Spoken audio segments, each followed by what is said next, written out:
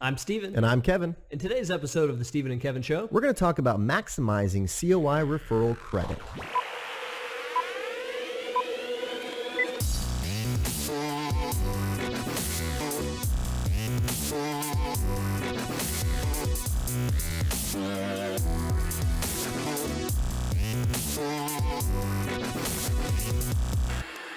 All right, welcome back, everybody. Episode number 64 of the Steven and Kevin Show.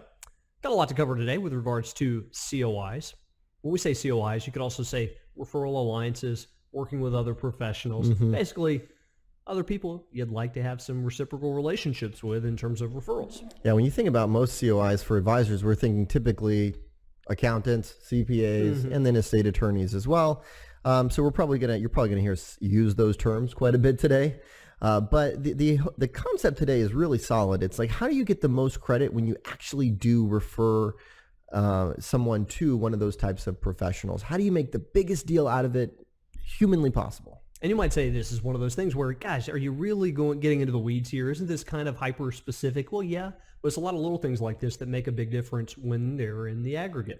So, hey, before we get into it, if you haven't considered coaching, now's the time. Think about what impact it would have to have an outsider from our team, somebody who knows marketing, pushing your buttons every week, helping you think bigger, helping you do more, helping you replicate the behaviors of people who are already bringing in a lot of business. Right. You can do it too with the help of a coach. You know, really, change is hard, right? I mean, like changing anything, especially when it comes to things in your business, you might do things differently for a few weeks, a month maybe, but to do things consistently different, you need someone who's there, who's pushing you, who's holding you accountable, and that's what our coaching does. Absolutely. It's into February. How many of you have kept up with your New Year's resolutions? If you set them, if you haven't, hey, reach out to us. Also, subscribe to our YouTube channel. Yes. Check out our podcast versions as well. Give us reviews. Give us thumbs up. All the things that people tend to like when you run podcasts like this. We like them too. We added poppers this week. Yeah. Hey. So for all of you who are listening just to the True podcast, let us know if things sound a little better, if there's less puffs of air in the mic. So Kevin's getting a little too breathy over there. I can be a heavy breather, right? Well, hey, today's for the meat of today's topic, we're going to break this into two segments. We're first going to talk about how to find referrals to send out to other professionals, and then second, we're going to get into how to maximize the credits you receive when you do send something out. Now, before we do that, we have a little bit of an opening here. Steven was doing some research, and I don't know how he stumbled upon this, but he found four interesting facts about accountants. I mean, sizzling. I mean, this is jaw-dropping facts about accountants. I wouldn't go that far. Well, no, we were looking for. Here's the reality of it. We were looking for something to open the show with regards to accountants. I'm scrolling through my Facebook news feed looking for something interesting.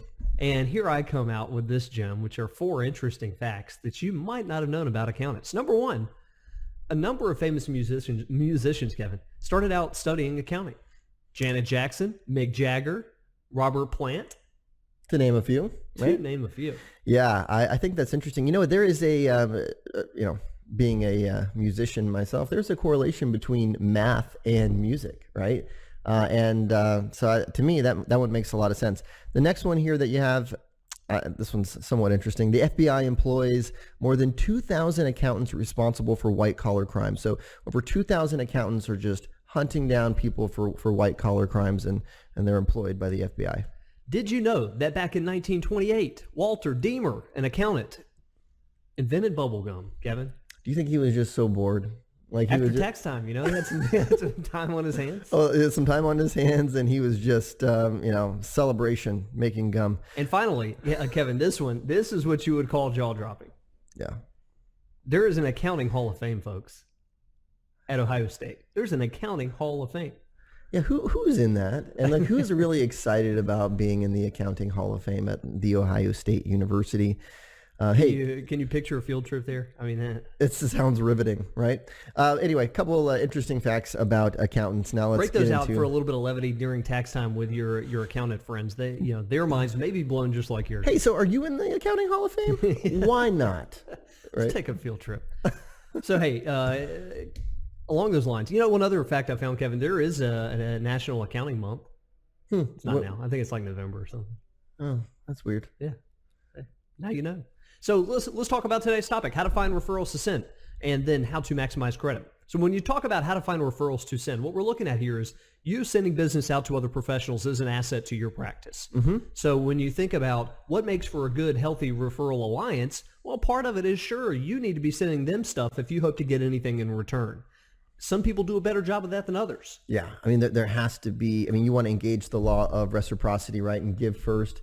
So the first thing you want to be doing is being on the hunt for referrals to give out. And this could go, this is just asking questions to existing clients, asking questions to friends and family and neighbors about, hey, I'm curious, who do you use? Who's your tax guy or gal, right? Who's your mortgage broker, or, things like that. Like just kind of casual conversations where you can find out who they currently use. Yeah, and first, tip here, think broad about this. Think about more than just who does your taxes and who have you had an estate plan drawn up. Think about mortgages, insurance, and anything else that they might need that requires an outside professional who could be a good partner for you. Yep. Kevin mentioned, think about non-clients. I think that's a really easy one. And by the way, that's also a great way to kind of bridge the conversation, getting into a financial conversation with someone, but asking them about who they use for different aspects of their finances. So that conversation might look, if Kevin's a friend of mine as opposed to a client, I might say, hey, Kevin, I'm trying to build out my database of people in the area who do good tax work. Who are you using now? Are you happy with them? Yep. Then we like going one step further and getting that person that you're asking to describe the relationship on a 1 to 10 scale. And you can do this very seamlessly and just say something like, well, hey, Stephen, who do you use? Well, I use, Johnny Smith. Okay, that's interesting. Let me ask you, on a 1 to 10 scale, how satisfied are you with the work that he does for you? If he says 5, 6, I guess, hey, look, I know some really good accountants. I'm happy to connect you. Right? Because what you're going to get most of the time when you ask someone, how satisfied are you with their current professional, they're going to get more of a middle of the road answer, most likely. We've been working with them a long time. Right. He's a nice person, or she's great. 1 to 10 scale makes them get a little bit more specific. You can do it really quickly, and then you can, what if they say, 9 or 10, or she's fantastic. Well, then I want to meet that person. Yeah, exactly right. So, and final tip in terms of finding more referrals to send out is just keeping a log of this, like tracking it in some way so that things don't get left open-ended. Yeah. There may be a lot of times where, let's say hypothetically, again, Kevin's a friend of mine and I'm the advisor. I might say, who does your taxes? He tells me Jane Smith, but she does a terrible job. I may say, Kevin, I know a guy over here, or this shop over here does a great job. You ought to reach out to him. Well, Kevin may or may not do it, but if I make a note in my tracking system here to follow up with him, it's more likely to get done. I'm more likely to get credit for this happening. Yeah, your CRM system, an Excel file, whatever it might be. It doesn't have to be anything fancy. So first part of today's session, be on the hunt. You're always looking for people to refer out to other professionals. Be a giver. Think giving. Next, we're going to talk about how to maximize referral credit. So I want you to think about two different scenarios here. You have one advisor who has a referral for an accountant, and you have another advisor who has a referral for an accountant. The advisor who has a referral, let's say advisor 1 here, has a referral, and he just tells the person, hey, I want you to reach out to Johnny Smith, CPA. He does good work. I'll shoot him an email, right? The other person says, hey, I want to escort you to them. I want to shoot him an email. I'm going to shoot him an email. I'm going to give him a call. In essence, they're making a bigger deal about it. Yes. And that's kind of what we're going to be talking about today is you can create multiple touch points with one single referral and make a bigger deal out of it. Yeah. So in going to Kevin's example, let's say you've got 5 referrals to send to this accountant all year. You could either have 5 touch points, or maybe you could have 25. Exactly. Right. Yeah. It's like if you're giving a kid to a toy. A toy. A kid to a toy. Did I get that backwards? Maybe. You're giving a toy to a kid. Could that toy end up in the back of the toy box within a couple of days? Yeah, sure could at my house. If you're reminding that kid, hey, we got you that new baseball glove next week. Why don't we go play with it? Hey, bring over your friend. Let's play a game of catch. More likely that they remember this gift. Yep, that's random good. example. But hey, with the other professionals, let's break down 5 different touches you could have when you're referring somebody out. Number 1, the first step of the process, call this referral alliance to tell them about your client who needs their help. Right. A personal phone call from you, not a call from someone on your staff, not just banking that the the person that you're referring, the client of yours is going to call them, you make the call and let them know, give them a little bit of background information about the person. So within the confines of this call, let's think about the animal we're dealing with here. If you're calling an accountant, they're detail-minded. They want the facts. This shouldn't be a quick call that says, hey, Kevin, somebody's going to be reaching out to you. I got somebody lined up for you. Thanks. Hey, have a great day. No, this is a little bit more official than that. This is, hey, I've got a person by the name of this.